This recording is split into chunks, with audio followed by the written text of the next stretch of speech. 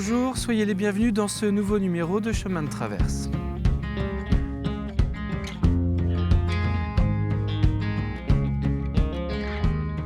Le saviez-vous, il existe en Vendée une pépinière viticole qui est le leader mondial pour le greffage de plants de vigne. Cette pépinière, elle se trouve sur la commune de Vix. Nous allons vous la présenter avec l'un de ses représentants, Jean-Pierre Mercier.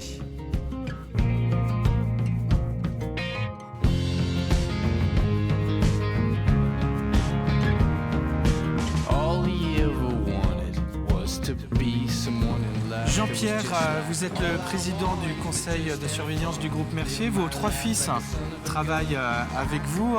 Alors votre groupe, il est implanté depuis longtemps, depuis 1890.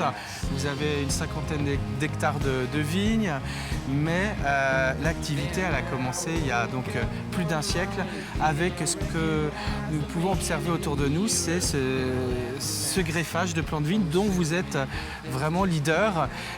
Ça a commencé à cause d'une maladie, tout ça. Voilà, tout à fait. C'est une réaction à un problème grave qui s'était posé autour des années 1875, où un insecte néfaste était arrivé des États-Unis et avait contaminé petit à petit, seulement 7 ou 8 ans, tous les vignobles français avaient disparu. Et votre grand-père, à l'époque... Mon grand-père était un jeune homme à ce moment-là, ouais. Et c'est son propre grand-père qui lui a dit « Tu dois apprendre ce métier de pépiniériste parce qu'il faut reconstituer les vignobles et il y a du travail. » Vous travaillez pour de nombreux pays, vous produisez énormément de greffes, de cépages très variés, je crois une centaine. Oui, une bonne centaine de cépages avec encore 20 porte-greffes différents, de nombreux clones. Au total, c'est plus de 1500 lots différents qui sont produits chaque année. Pour combien de pays environ ? Le nombre de pays, c'est variant d'une année sur l'autre. On n'a pas toujours les mêmes clients. Mais bon an, mal an, on exporte sur 30 pays. En fait, nous rêver, les grands crus dont on parlait à l'instant, qui vous font confiance depuis tant d'années, ce sont lesquels ? Les grands crus de Bordeaux, Mouton Rothschild par exemple, les grands crus de Bourgogne, les grands crus de Champagne, les grandes maisons de Cognac, tous ces gens sont nos clients. Les grands domaines du sud de la France, tous ces gens sont nos clients. Et chaque année, il y a plus de clients et chaque année, il y a plus d'engouement pour les plants que nous produisons. Le travail reste assez artisanal ici, même si vous êtes nombreux à travailler. Ouais. Ça reste beaucoup de travail manuel.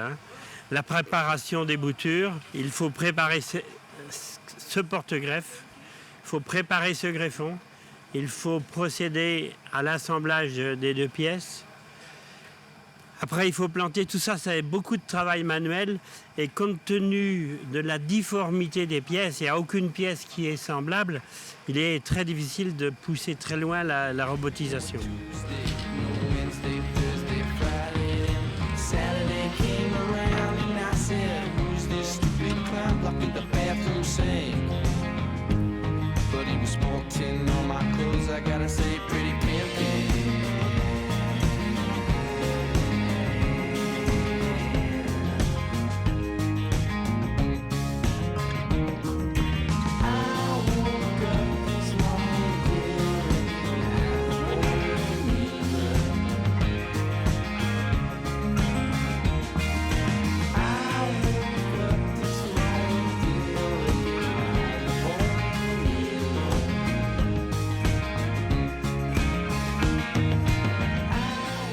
Jean-Pierre, si vous le voulez bien, on va se retrouver dans un instant ici avec une salariée de votre groupe qui va nous expliquer comment ça fonctionne, quelles sont les étapes pour greffer un plant de vigne ici.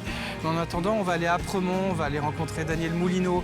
Daniel Moulineau, c'est quelqu'un qui a étudié l'histoire, qui a beaucoup voyagé et qui, depuis 1990, s'est installé comme sculpteur sur pierre à Apremont. C'est un sujet signé Cyril Guillet.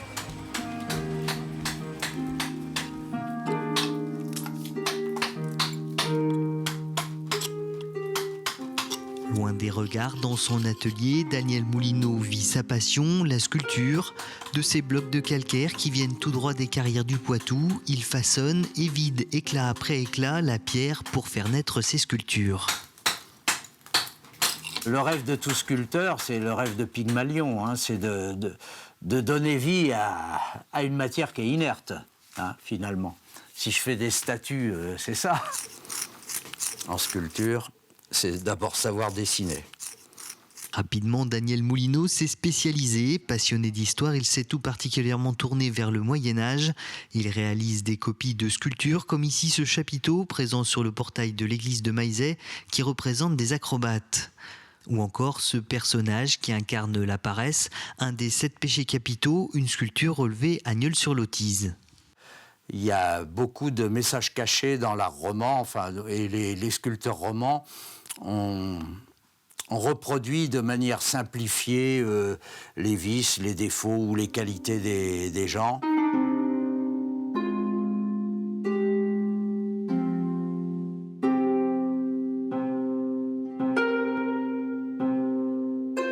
Parmi ses réalisations, une reproduction d'un fragment du gisant de Chabot exposé au Louvre et une commande du château de Chambord, un bas-relief représentant une salamandre. Nombre de ces sculptures sont moulées pour être reproduites et être vendues à prix abordable, car la sculpture, contrairement au modelage, ne supporte pas le geste de trop. Ah, j'ai pas le droit à l'erreur.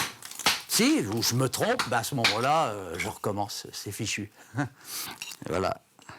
Si vous souhaitez voir ces réalisations, quelques-uns de ces moulages sont exposés dans le dortoir de l'abbaye royale de Nieul-sur-Lotise sous la forme de sculptures de résine lumineuse.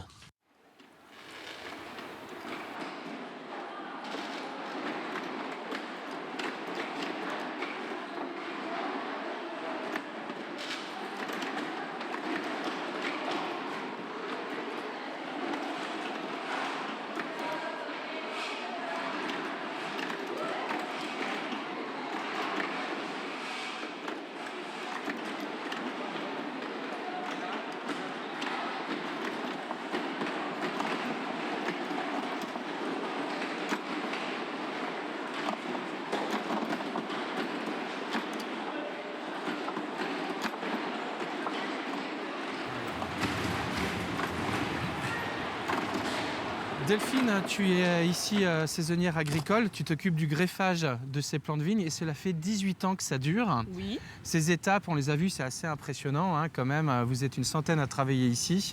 Le travail est pointilleux, il faut être très précis, il ne faut pas se tromper pour que ça fonctionne bien. Oui, voilà. Il faut, pour avoir une belle greffe, il faut greffer le plus près possible de l'œil pour être sûr que ça va faire une belle greffe et que ça va bien marcher.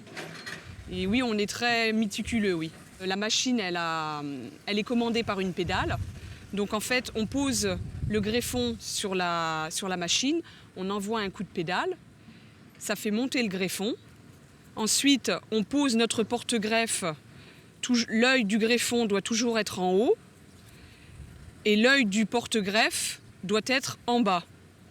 Ce qui fait que quand le greffon est monté, ensuite on pose le porte-greffe et ça fait une greffe en oméga. Voilà. Ça la greffe. Et ensuite on y appose de la paraffine pour... en bout de chaîne. Voilà, pour que tout ça se solidifie. On trempe les plans dans la paraffine et ça consolide la greffe. Le travail a l'air d'être assez féminin, beaucoup de femmes ici. Oui, c'est vrai. Plus pour le greffage, il y a plus de femmes. C'est parce qu'il faut être concentré. Parce que c'est vrai qu'il faut faire attention quand même. Il y a des risques avec cette machine qui a une lame. Il y a des risques de coupure. Donc il faut faire attention. Donc, c'est pas pour ça que les hommes ne peuvent pas le faire. Mais c'est vrai qu'il y a plus de femmes qui greffent. On greffe mars et avril. Et en général, cette année, on en met 5 millions en serre et on va en mettre 10 millions en pépinière. Merci beaucoup Delphine. Nous, tu sais quoi, on va aller retrouver Jean-Pierre pour terminer cette émission. Jean-Pierre vient nous parler des perspectives d'avenir pour ce domaine qui est bien intéressant, qui est le greffage des plants de vigne, parce qu'il faut pouvoir faire en sorte que cela résiste aux maladies. Et ça, c'est un vrai challenge. Hein. Oui, tout à fait. Merci Delphine.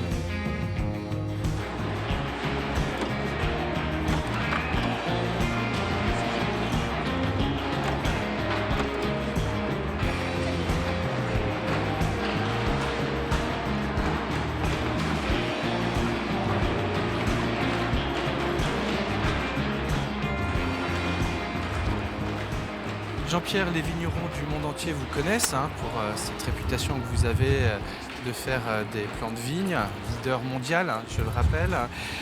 Qu'attendent-ils de vous pour l'avenir? C'est quoi les challenges pour le futur? Alors, le principal challenge, c'est de pouvoir proposer à la viticulture de la France, mais aussi d'autres pays du monde, des plants qui sont résistants à toutes les maladies qui affectent la vigne. Essentiellement des maladies générées par des champignons. On pense au mildiou. On pense au mildiou, mais à beaucoup d'autres maladies, l'oïdium, botrytis et encore d'autres.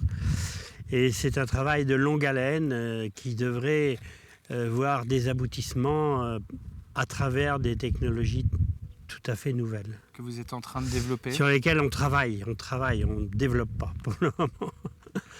Le développement viendra après la confirmation des résultats. Très bien. Ça prend un certain nombre d'années. En tout cas, on vous souhaite plein de succès pour la suite, Jean-Pierre.